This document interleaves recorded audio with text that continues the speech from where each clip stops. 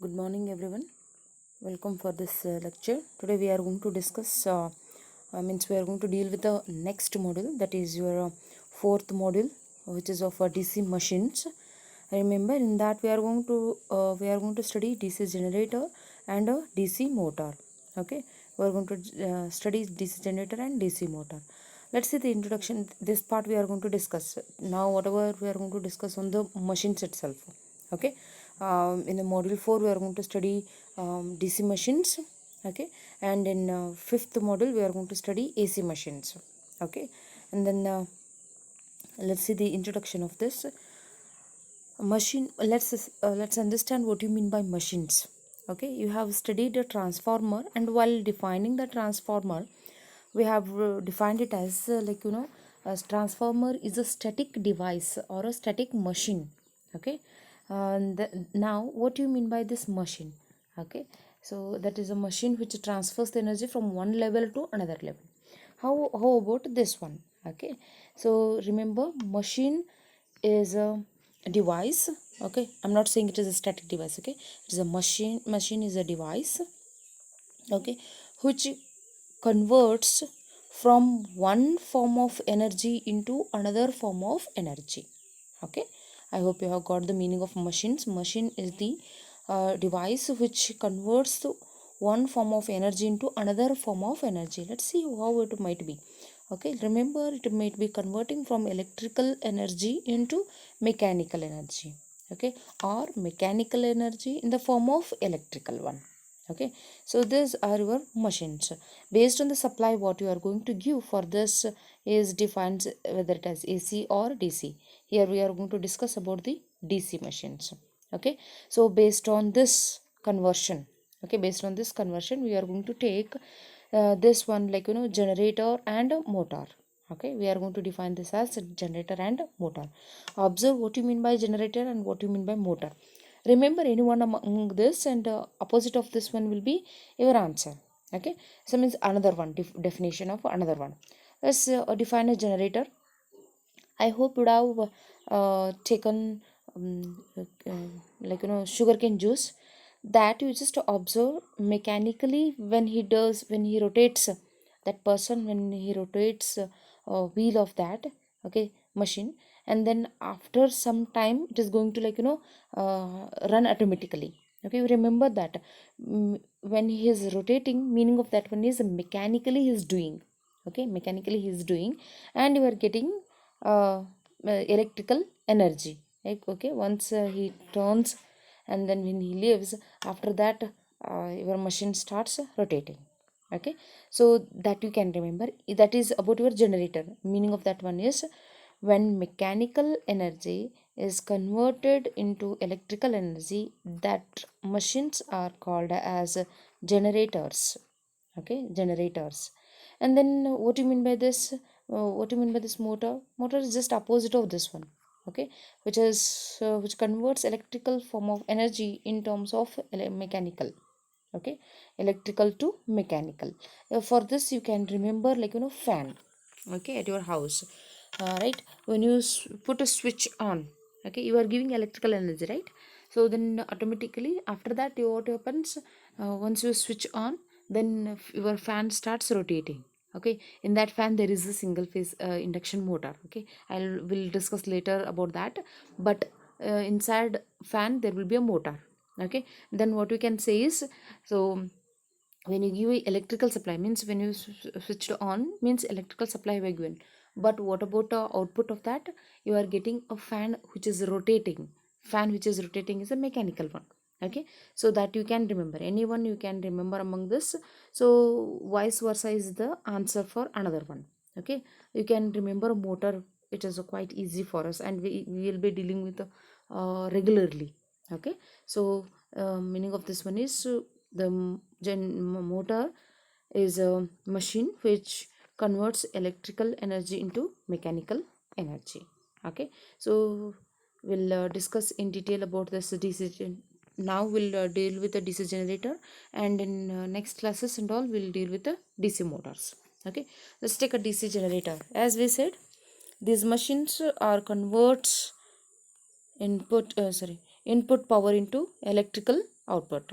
Okay, so these machines are converts mechanical input power into DC electrical power. Okay, so then let's see the principle of operation of a DC generator. Okay, it works on the principle of Faraday's law of electromagnetic induction. Okay, especially in that dynamically induced EMF. Okay, it works on the principle of dynamically induced EMF. Okay, so let's see how it is, means what you mean by that. Okay, what Faraday's laws of electromagnetic induction states?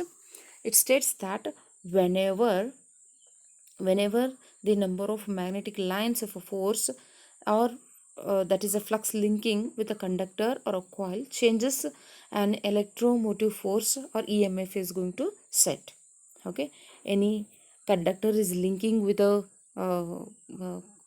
flux, then there will be a induced EMF.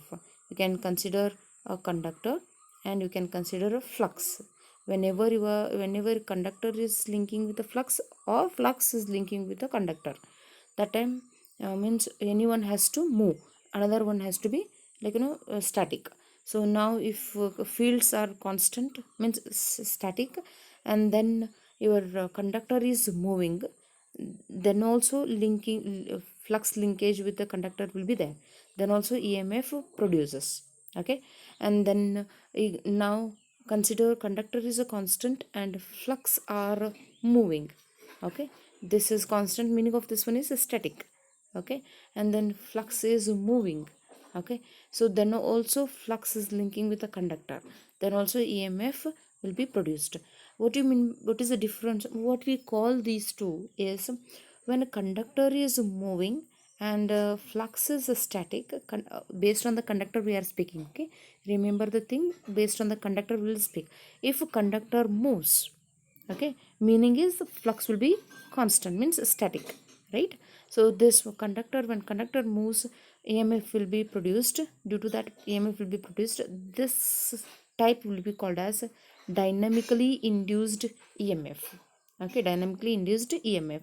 Whatever EMF is produced, it is dynamically induced EMF. Another one we have a static EMF, that is called this one, second one, means conductor should be static. Okay, constant, alternating flux will be moving alternatingly, then that EMF is called as statically produced EMF. Okay, now we'll see uh, the since it is a dynamically produced induced EMF, meaning is conductor is moving. Okay, and then next, whatever the EMF produces, its magnitude will be proportional to the rate of change of flux. Okay, it's whatever EMF induces, that will be proportional to a rate of change of flux. That can be mathematically shown like this: E proportional to d phi by dt. Okay, so then so we have taken two more words here: armature winding and armature. These two are important for us. Let's see what you mean by this armature winding. Remember, armature winding is to have a large voltage as the output. Okay, to have a large voltage of the output, so the number of conductors are connected together in a specific manner. It is a type of windings we say, or conductor types. Conductors are arranged in certain manner. Okay, those will discuss in detail. Those comes in windings are of lap winding and wave winding, will discuss later. Okay, these windings are called as armature winding. This is just to have a large voltage as the output. The number of conductors are connected together in a specific manner to have a to form a winding. These winding are called as armature winding of a DC machine. And then what do you mean by this armature? Armature is the part on which this winding is kept, is called as armature of a DC machine. This armature winding will be on armature. Okay, so that is called as armature of the DC machine.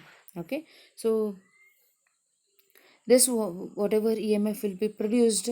Okay, so if when an angle is rotating, okay, means armature when it is rotating, then that makes an angle theta. So therefore we can see whatever induced EMF will be given by BLV sin theta also.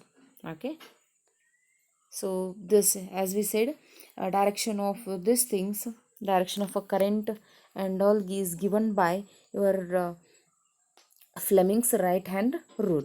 I hope you are familiar with the right hand rule. Take your first three fingers, like on a thumb, the middle finger, and your noting finger. Okay, so you can compare that with this one. See, these are your magnets and flux. Totally, it may be electromagnet or a magnet. Okay, so flux has produced with the black lines. You would have observed these are all flux lines, and this is your conductor. Okay, so direction, when the flux starts moving, like so flux is produced and the conductor start moving. Observe, when the conductor starts moving, the direction of a current will be shown by your middle finger. Okay, direction of the field will be in this pointing finger. Okay, so observe, like this it is moving, so your flux, sorry, direction of a field is also moving like this. Whenever there is a flux linkage with a conductor, there will be an induced EMF. Okay, so whenever EMF is produced, there will be a current, force, that is indicated as a direction of a force. Okay, so that is indicated by a thumb. Okay, so remember, whenever there is a flux linkage with a conductor, there will be an induced EMF. That is shown by the directions of all these things are shown by your right hand rule. Okay, so Miss Fleming's right hand rule, but you can make it, take first three fingers, thumb, pointing finger and middle finger, arrange those three are perpendicular to each other.